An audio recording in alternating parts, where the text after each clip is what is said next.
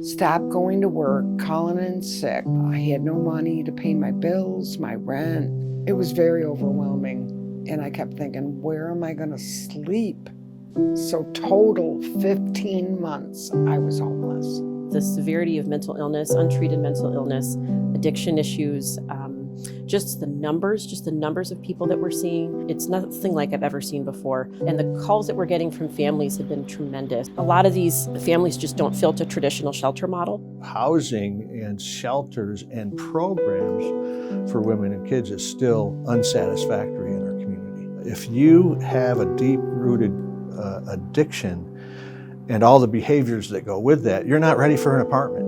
You got to get stabilized first. And so the food and the bed and the support and the shelter really sometimes start a conversation where you can really peel back and assess what's really going on. And a lot of it is relationships or broken relationships. The housing models that really work for families and young people who really do have the capacity to achieve, with those program models being defunded, we lost those services in our community. The Open Door mission really is kind of the last stop for many, many people. That puts a lot of pressure on us. And so the new plan that we have right now is to be able to convert 2 to 3 floors in one of our buildings into what's called a homeless residential facility.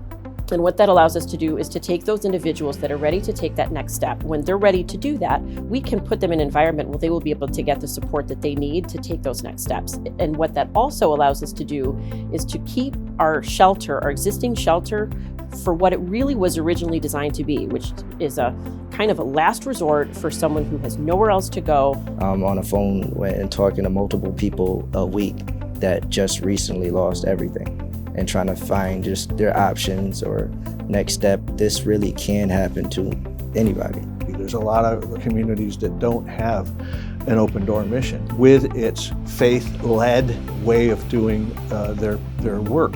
So when they get here and find that it works, it's life-saving to them, and they appreciate that. So we're looking at being able to get 80 to 100 beds in this building. It is a necessity because otherwise our homeless issue in Rochester is going to become very, very visible, much more visible than it has been.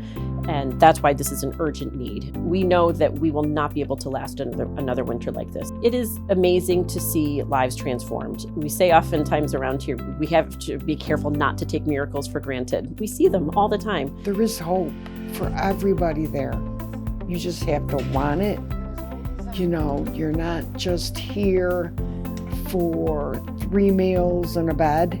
You have to want to help yourself and get with it and want to get out of there. I'm very grateful to the Open Door mission. I wouldn't be here today if it wasn't for them. I would not be here. I guarantee it.